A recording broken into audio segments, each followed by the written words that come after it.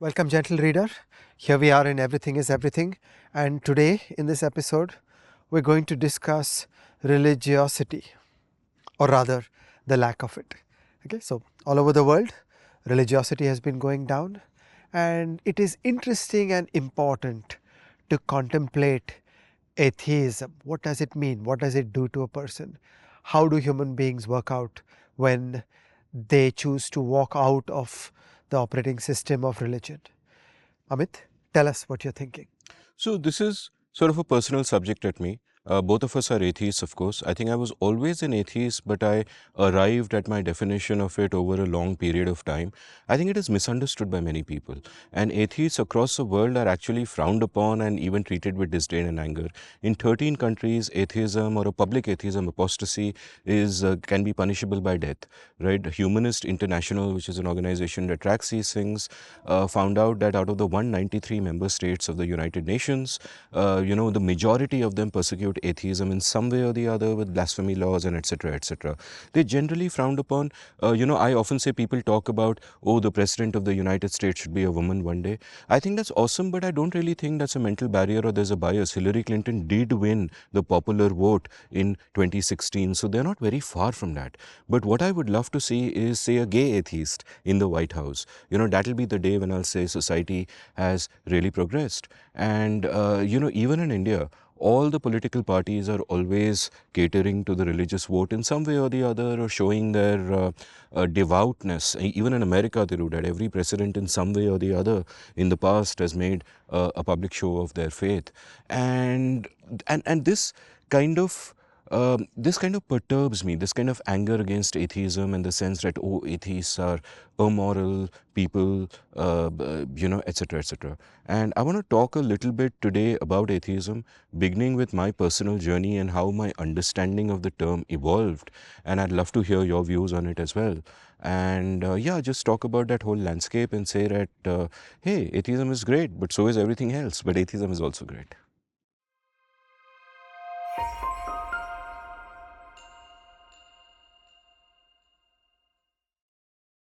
So, Amit, start at the beginning. How did you learn about all these things? What was the intellectual journey that brought you here? I think when I don't remember ever being a believer. There was a vague time in my teens when I was very immature that I had a vague sense of spirituality being different from religion, and it's good, and there are things happening there, and there is some vast, unknowable presence which governs us all. But I was soon disabused of that notion by life and rationality. And a lot of people turn to atheism as an act of rebellion against conventions. I did not really do that, but that might have been part of the story. But I started thinking about atheism seriously as an adult. And I would first like to define what atheism really means, because I think many people misunderstand it. First of all, the moment you use the term atheism, it contains ism. Right? Ism indicates that it is a belief system. And people think of atheists as people who believe that there is no God. This is not the correct definition. The correct definition involves not belief, but an absence of belief. Right? I have an absence of belief at something that isn't proven to me. So no one has proved to me that God exists, therefore I do not believe in God. No one has proven to me that, say, pink fairies exist, therefore I do not believe in pink fairies. So these two statements, I believe in that there is God and I don't believe that there is God, are actually really different. They're not synonymous. If I was to say I believe there is no God, it would be a difficult sentence to back up, because I can't prove it, because no one can prove a negative, right? It is impossible to prove. So I believe that there is no God seems to me to have a certain certainty that is a false certainty. But I don't believe that there is God is in an entirely different category. Many years back in 2007, when I wrote the first of my columns about this, there was a letter writer to the Economist, Chad English, who was protesting to the Economist that, hey, you guys have called it atheism a new religion. It is not a new religion. And I want to read out his letter in full because it is quite beautiful.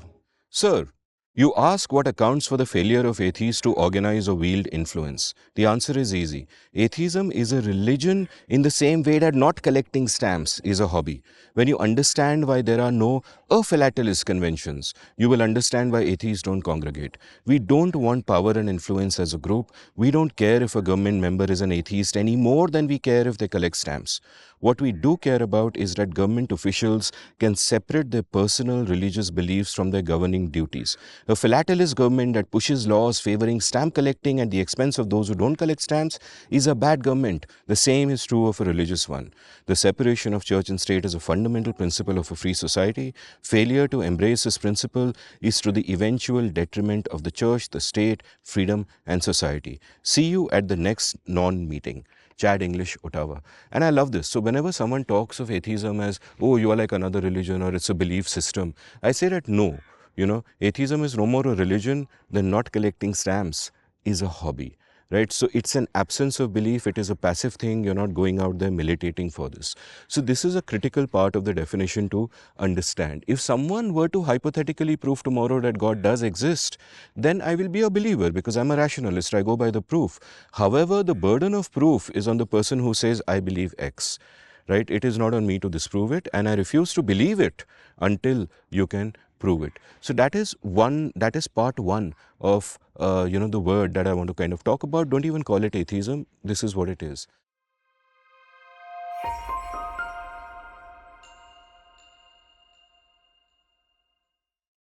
The second aspect I want to talk about is again a definitional one. So people will often think of belief across a particular spectrum. There is an atheist, there is an agnostic, and there is a believer. The believer believes in God, and the atheist believes that there is no God, or even doesn't believe that there is God, which, as I pointed out, is a correct one.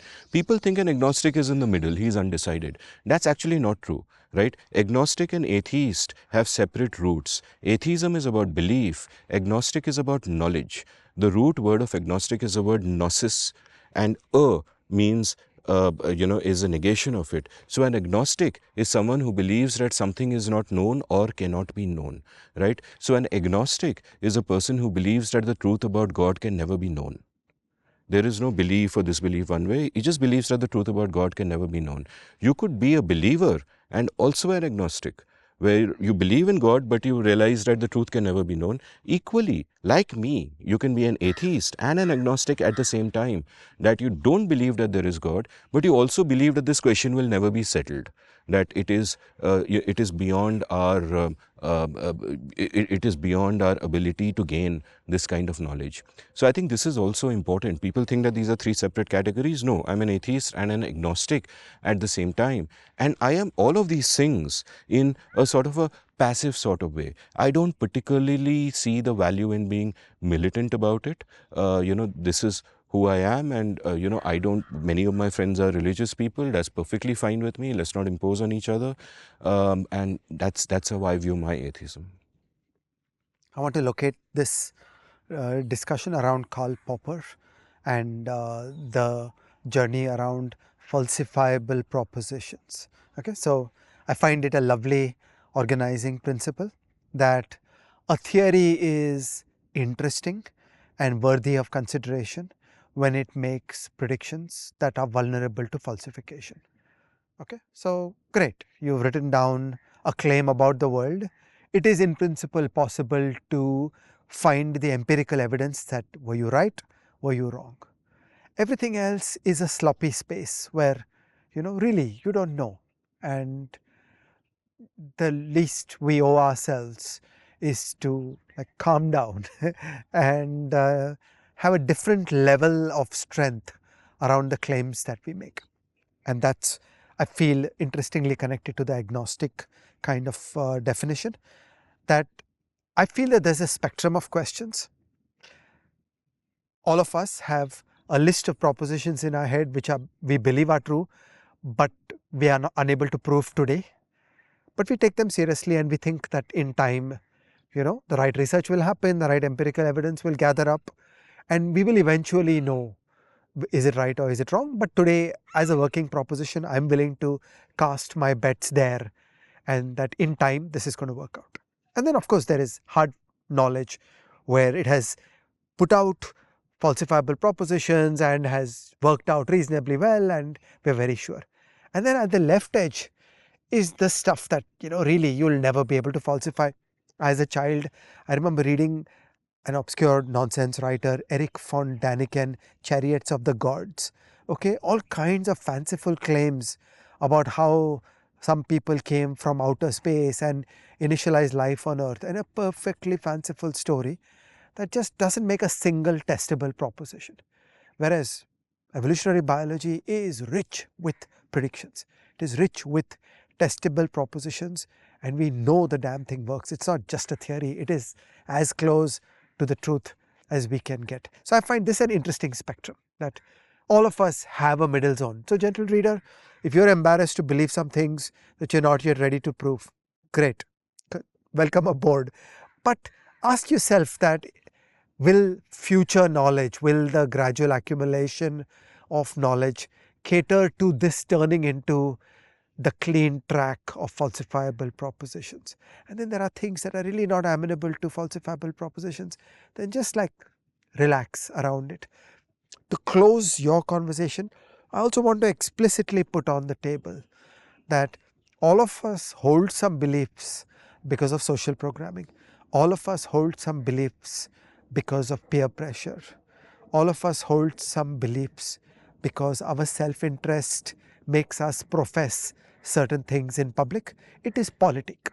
You don't want to say things that will cause you personal harm. Okay? I'm not saying that's bad. You do it, I do it, everybody does it. It would be good to be self-aware. So it would be good to have these kinds of bins, that there is stuff which is just fanciful nonsense. It will never rise to the standard of falsifiable propositions. There is stuff that came from social programming, peer pressure, or just convenience. It's politic. There is stuff that I believe, that I think in time will come through with falsifiable propositions. And then there is the stuff of falsifiable propositions. These are nice bins to use for ourselves.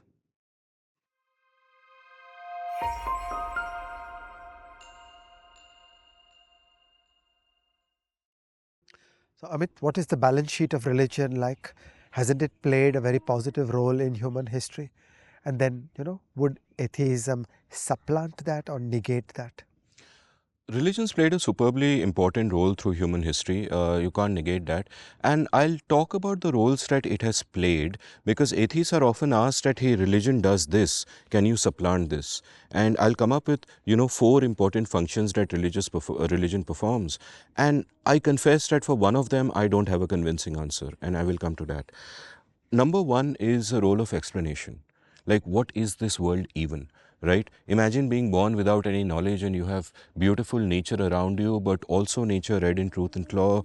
Life is nasty, brutish and short. A shining yellow object comes up in the morning, goes down at night. At night it is dark and dangerous, and of course there are no lights, and etc. etc. So how do we deal with it? We tell stories about the world to ourselves, and religion evolves from there. We make up a sun god, we make up a wind god. All of those things happen. Different religions in different places have evolved with these common elements.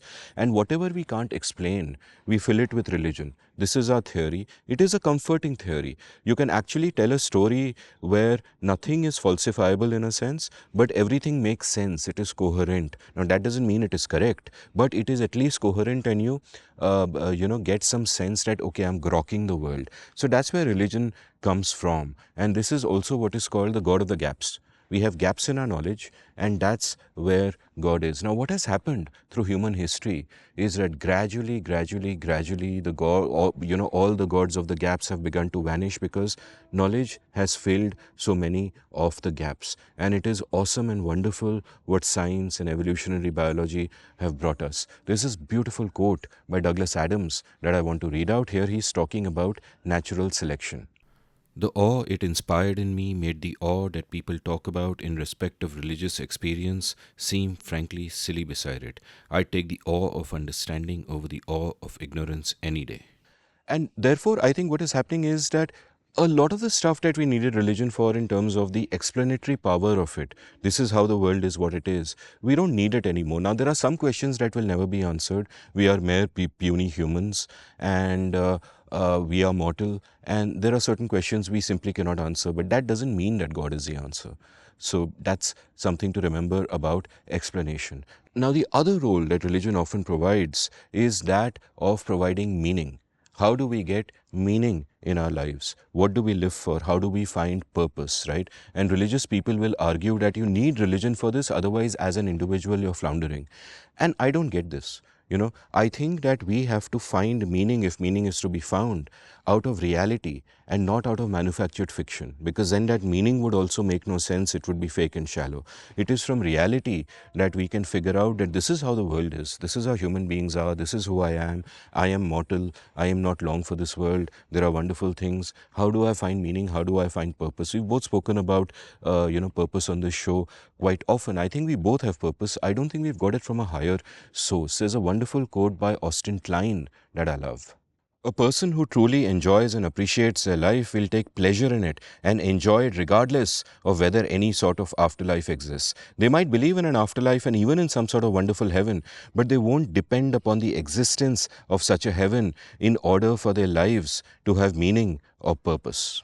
Now, the next question I will often get about religion is about morality, right? And it's a perfectly sensible question. They're like that, religion gives you strictures of how to live, whether it is the 10 commandments or, every religion will tell you how to behave and how not to behave. Won't society fall apart without that, right? What happens to morality if there is no religion? Surely it would just be a free for all, no one would care for anyone, etc., etc.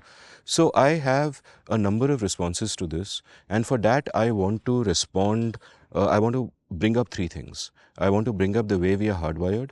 I want to bring up the norms that emerge from this, which religion merely codifies. And I want to bring up reason, rationality, the fact that we are the only animal that can reason and that can, mitigate our own hardwiring. There are many great books on natural selection by Richard Dawkins, Steven Pinker, etc. But the one that I want to recommend for this is a book that deals specifically with the question of morality. It's a book I read maybe 20, 25 years ago, left an impression on me. It's a book by Robert Wright called The Moral Animal. And Wright talks about that what does evolutionary biology teach us about our moral instincts, as it were, right? And he talks about how many of the better angels of our nature, many of our better instincts, what we would call moral instincts, have actually evolved for a reason. For example, a great term that I like, that I learned from that book, is reciprocal altruism, right? We are good to each other because it is in the self-interest of our genes to do so, not necessarily us. You forget the proximate cause, the ultimate cause. Like if you look at virtues like compassion, empathy, caring for your family, they are beautiful and genuine feelings. When I feel compassion or you feel empathy, we are not making it up. There's no hypocrisy there. We really feel it. But why did that feeling evolve? That feeling evolved because it was profitable for the genes for that feeling to evolve. If I love my family and I'm willing to die for them, if I love my people and I'm willing to die for them, that increases the chance of that my genes propagating. And, so there's a larger picture out there beyond the immediate picture. I referred to the selfish gene in a recent episode of The Seen and the Unseen, where I spoke about altruism. And my guest, I don't think, got the point that altruism is a result of the selfish gene. They think that selfish gene means we are just selfish, we are hardwired to be selfish. Not at all. We are hardwired to love, we are hardwired to care. We are hardwired to care more for our immediate family than others, which is a problem, but which is mitigated later through rationality. And all these good instincts are within us. Now, what happens is when people live together, whether it's in tribes or whether it is in larger communities, norms evolve. Norms evolve partly taking human nature into account, the way we are hardwired, and the dynamics of just living together in whatever size group it is. And there will be norms like, okay, do not steal, do not kill anyone, do not hurt anyone, treat others as you would want to be treated, which is eminently rational, and Immanuel Kant arrived at it through reason, but you can also arrive at it, just through living in society, like spontaneous order. It's evolving from the bottom up, a way of being. And different places will have different moral codes. There might be a place which is war-struck and the men go to war and the proportion of women to men in civil society is out of whack, so polygamy is accepted there, but not elsewhere. there. There might be a place where, for example, eating pork is dangerous because God knows what disease pigs can carry, and we haven't figured that stuff out. So eating pork is outlawed. So a lot of local religious strictures all over the place come out of local norms, and then religion codifies it, and sometimes it turns it into dogma, but everything is there for a reason. So I would actually say that religion came later. First you have the hardwiring, then people live together, then you have the norms, then religion kind of codifies it. There is even an argument that there is, so to say, a God gene, that it is profitable for us to believe in God, it aids our survival, and therefore we are hardwired to believe, right? So that takes care of the aspects of hardwiring and norms. And I also want to talk about rationality, that we can approach this in a rational way using reason. Now let me give some examples of how we can reason about morality and arrive at a way to behave. Plato came up with something called the Euthyphro dilemma. Have you heard of it? No. So the Euthyphro dilemma basically involves asking two questions, and the two questions are these: that is something good because God wills it, or does God will it because something is good, right? Now, is something good because God wills it? If the answer to that is yes, then it becomes arbitrary. Then God can just will whatever, and that becomes our right and wrong, and we have no agency, we can't think about it. God could go mad one day and will any damn thing, and we have to do it, and that just doesn't make sense. How does morality arise out of this? The second question is, does God will it because it is good? If so, it was good before God willed it. That's why he willed it. In which case, you are agreeing to the proposition that morality exists independent of God and before God. Right? So even if you accept that there is a God, morality supersedes God, and God is merely a party ho ya broker. In this case, God is a broker, conveying the morality to us, but it exists beforehand. So this is one sort of rational argument to make. Then we've had various arguments made by great philosophers. Immanuel Kant came up with the categorical imperative, just using pure reason and figuring out that, hey, you know, to live in this world, we have to treat others the way we want to be treated, and then we find an equilibrium there. So the categorical imperative is treat others the way you want to be treated. And the second sort of formulation of this is, don't treat other people as a means to an end, but as an end in themselves. I think this is incredibly deep, incredibly beautiful. It deepens and richens our engagement with the world and with our fellow human beings, and has nothing to do with religion. It arises out of reason. A third way of looking at it is that you can take a utilitarian approach like Bentham and Mill did, that what is, for every action, calculate what causes the greatest good for the greatest number and go with that, right? And on the whole, it is sound, but there are critiques of it. My fundamental critique of it is a knowledge problem, the Hayek problem, that, boss, the world is deeply complex. How do you know the consequences of any action? And without knowing the consequences, how can you determine the morality? Then Aristotle came up with virtue ethics, which is that there are ways of behaving which can therefore be called virtuous, which make everybody better off, which lead to human prosperity. So that has an appeal for me. Now, there are different schools of thought, but that's okay. All these schools of thought illustrate that we are arriving at different ways of thinking about morality and thinking about the world, independent of religion. We don't need religion, nor do we need religion to not be there. It's fine, it can be there, it can codify norms, etc., etc. But we don't actually need it. And human history pays testament to this. The worst of things, from genocides to mass slaughters to wars to famines, etc., etc., have been caused by religious people and also by non-believers, right? So, religion itself does not make a difference when it comes to morality. And finally, the fourth point is that people say that religion gives you consolation. Our mortality is a difficult thing to deal with.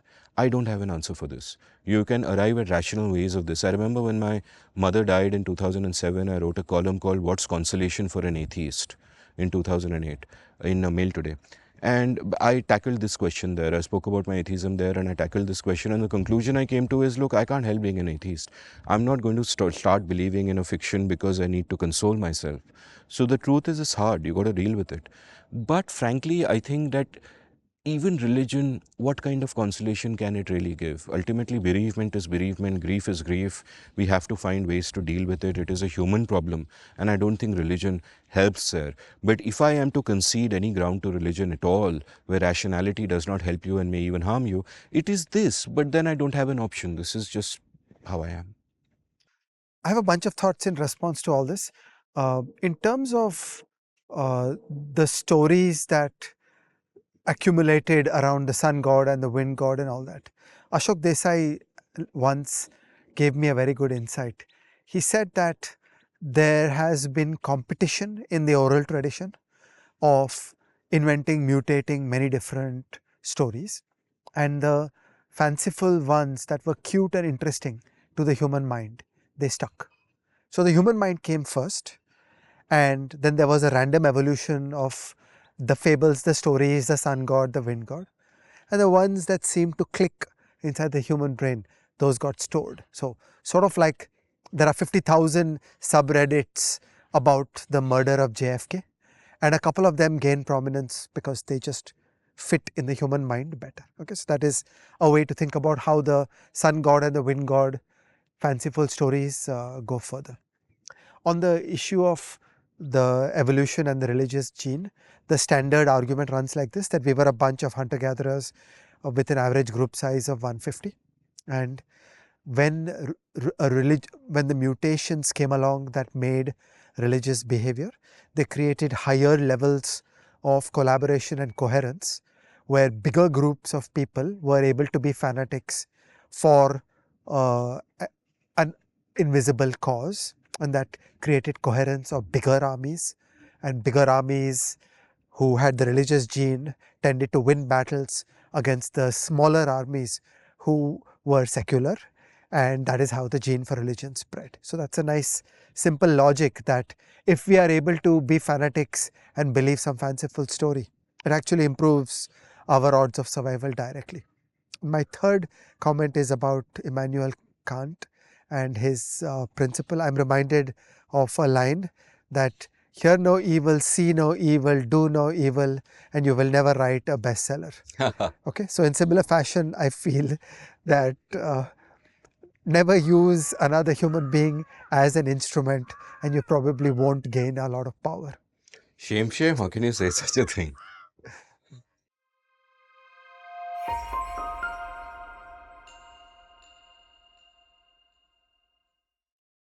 I mean, there used to be a more relaxed approach in the atheism and religion debate in the olden days. My father was atheist, but it was never uncomfortable. He was perfectly blended in a society with many religious people, as I am. I see a new, more hawkish atheistic culture shaping up. Tell us about what's going on there.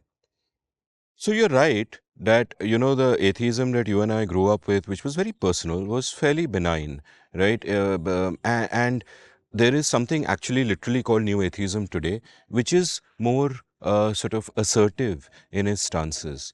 And there is a reason for it. Around 20 years ago, a bunch of people started believing very strongly that, look, religion is a problem. You and I would have had the attitude that I don't believe, you believe, it's okay, it doesn't matter, you don't get in my way, I don't get in your way, right? But there's a bunch of people who started believing, and if I may say so with good reason, that often religion is a root cause of much evil in the world, irrationality, dogma, all of these harm society, and therefore they must speak out about it. Now, the four horsemen of atheism, as they are called, are Richard Dawkins, who wrote the great book, The God Delusion, Sam Harris, who wrote The End of Faith, Daniel Dennett, and Christopher Hitchens, who I adored. His writing is so amazing. In fact, he was a man of the left, a communist, and he turned away from that religion and became a fearless voice against all kinds of conventional thinking. And I wish he were alive today. I miss him so much. Just an incredible writer. These people started speaking out against religion very strongly. They would have had similar things to me to say about atheism to me or you, but they were also against religion. For example, there's a memorable quote by Richard Dawkins on the God of the Old Testament. The God of the Old Testament is arguably the most unpleasant character in all fiction, jealous and proud of it, a petty, unjust, unforgiving control freak, a vindictive, bloodthirsty ethnic cleanser, a misogynistic, homophobic, racist, infanticidal, genocidal, filicidal, pestilential, megalomaniacal, sadomasochistic, capriciously malevolent bully. Right? And similar language has been used about, other gods. And this is actually testable because you can read the Old Testament and you can go back to all of these books in any religion, and to greater or lesser degree, you can find things that are problematic, or that you can object to with the lens of the morality that you've developed for yourself. So the new atheists kind of got on this bandwagon. Dawkins beautifully pointed out that actually every believer is an atheist, because you believe in your one religion, but you are an atheist for all the other bloody religions, right? And there's something kind of like bizarre about that phenomenon. And therefore, what has happened is that in the eyes of some people, because of the assertiveness of the four horsemen of new atheism and others, because of that assertiveness, that ism word has kind of come into play, where people begin to think of it as, oh, just another competing belief system, and so on and so forth, and not sort of the default mode of non-belief that you and I believe in. But really, if you just read their books, you look at their work, I think they make a lot of great points. You have to take them seriously. I agree with them with many of their critiques of organized religion and the tendency to dogma and so on and so forth. But at the same time, I feel that religions encode traditions that exist for a reason, and we must not be necessarily dismissive of them all of the time. And that's a point I'll come back to in my last chapter. And what I will also say is, I like the benign ways of protesting religion. Like, there was one point in 2005 when the Kansas School Board was trying to teach creationism, and a gentleman named Bobby Henderson wrote a letter to them saying that I think you should treat all religions equally or all beliefs equally. I believe in something called Pastafarianism. We worship the flying spaghetti monster, and you have to sort of adhere to my beliefs as well. If other religions should not be offended, I also should not be offended. The flying spaghetti monster is my God. I'm a proud Pastafarian. In fact, circa 2007, I wrote a column about free speech called Don't Insult Pasta, where my point, the satirical point I was making, taking on from Henderson's creation, is that I'm a Pastafarian. If you don't want me to offend your God, don't offend mine. Say nothing about pasta.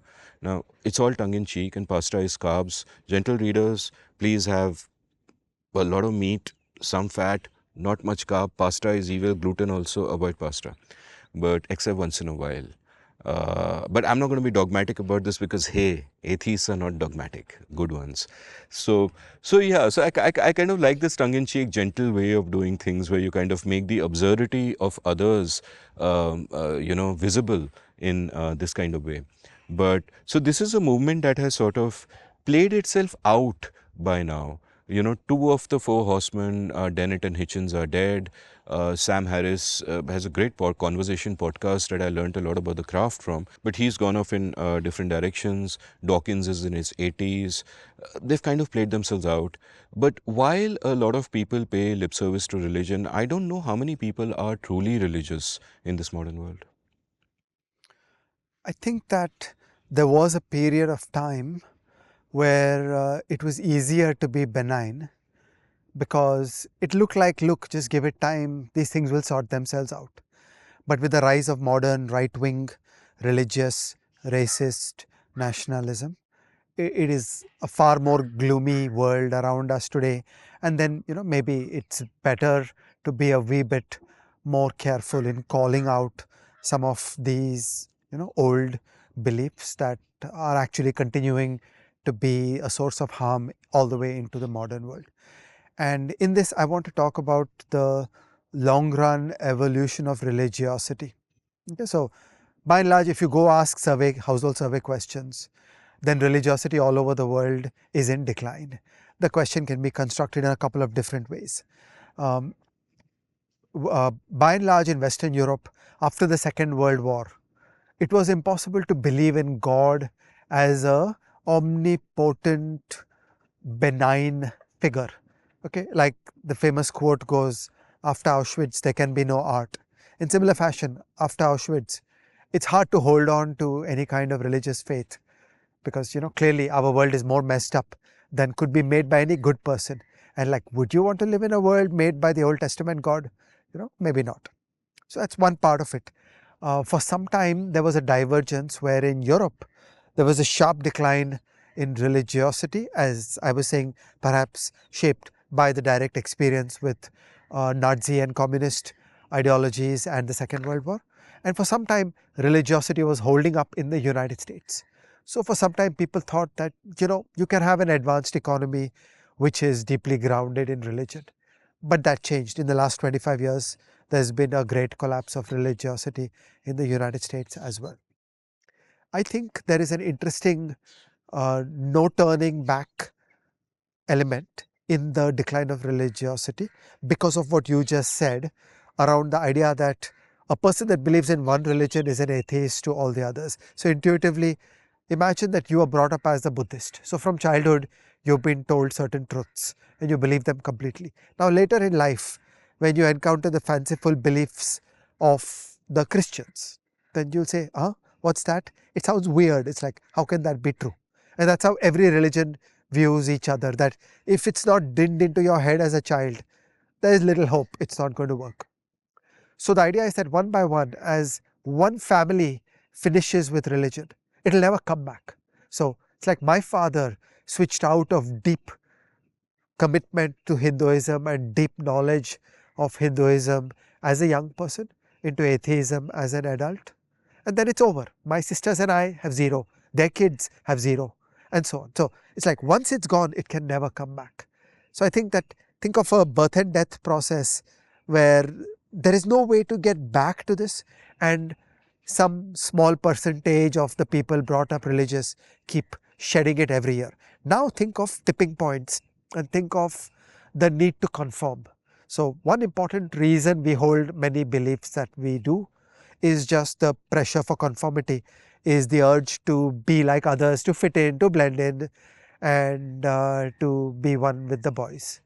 Well, when religiosity was 60, 70, 80%, there was a strong reason to say, okay, fine, I'll go along, I'll go to church, and so on. But once religiosity drops below some critical mass, then more and more people start saying, anyway, I don't care about this, and they start openly saying these things. So then the process will accelerate. You mentioned Auschwitz, and I want to bring up something I meant to mention in my brief little, in my brief little ditty about morality, which is I'm reminded of Hannah Arendt's great phrase, "the banality of evil," and what she refers to, and what we see around us, every day, Ajay, in our own society, in every society, is the notion of how everything that we consider a moral life can suddenly break down.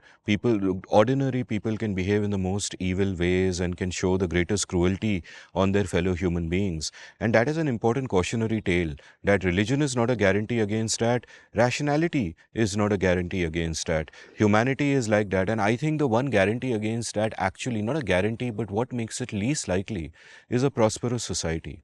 Right? Because the incentives change. You are less likely to be cruel to others if you have a really good life yourself, and then your self-interest says, let me kind of maintain this. But when there are times of turmoil or scarcity or poverty, then that can kind of break down. So that's, I'm just kind of thinking aloud there, that perhaps the best answer to get to the kind of morality we would all like is a rising GDP. One counterexample to that is Nazi Germany. I thought of It that. was one of the world's greatest societies. This is the land of Albert Einstein and Beethoven. But if I may say so, Nazi Germany emerged out of the ruins of unified Germany after World War I. And that was what shaped the rise of Hitler to that position. Had they not gone through that torment, I don't think Hitler would have got to power. Fair.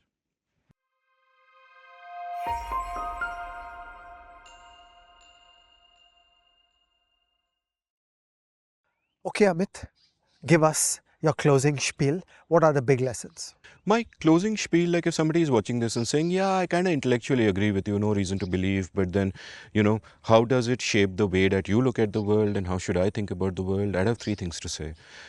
Number one, you are right that religiosity in terms of the organized religion is going down in the world, but that instinct to choose a belief system is very real and is still there. And there are all kinds of dangerous new religions, from Marxism in the 19th and 20th centuries to wokeism today, to all kinds of religions that have their own dogmas, that have their own intolerance, and we need to watch out for them. When I think of, for example, what happens within wokeism, where if you question any part of their dogma, you are immediately an outcast. And then if you support somebody who's been outcasted, you are automatically an outcast. Again, what happened to J.K. Rowling and so on reminds me of the blasphemy law in Pakistan. The blasphemy law in Pakistan states that if you are accused of blasphemy, it is almost like assumed guilty. And for example, if you are to be accused of blasphemy, I can't argue that Ajay didn't commit blasphemy. That makes me a blasphemer myself and turtles all the way down, right? And it's horrible intolerance. And you find intolerance of the worst kind within modern ideological religions, both on the right and the left, right? So whenever anyone conforms to the entire belief package of some ideological tribe, I know they're not thinking independently for themselves, and they might just be a devout bhakt of whatever ideological tribe that is. So my exhortation to everyone is that keep thinking independently, right? That's my main exhortation. My second exhortation is that for all my discomfort with organized religion, don't throw the baby out with the bathwater, to use a cliche. There is a lot of value in tradition, right? There is a lot of value in tradition. There is something to performing festivals with your loved ones.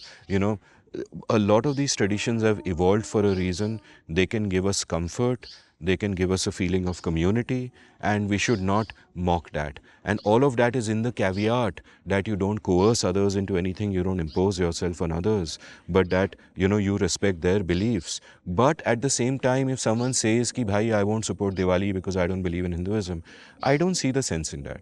I'm like, families getting together, everybody's dressing up well, which is so nice, people are cheerful, there's light everywhere. By all means, celebrate it. You don't need to believe in God to celebrate a tradition like that, or whatever it is. So pick your poisons. There are some things in every religion, there are some religious customs that are deeply regressive, misogynistic, sexist, etc., etc. Keep them away. But there are some things that can be life affirming, that can bring you closer to your fellow people. Embrace them. And my final point would be that whether you are a religious person or an atheist, don't impose your beliefs on others, right? Respect every human being. I think the greatest religion is to treat other human beings as actual people and not as means to an end. That is the most moral thing that we can do. And atheists can make a mistake here. Atheists can mock religious people, or they can behave badly towards them, and etc., etc.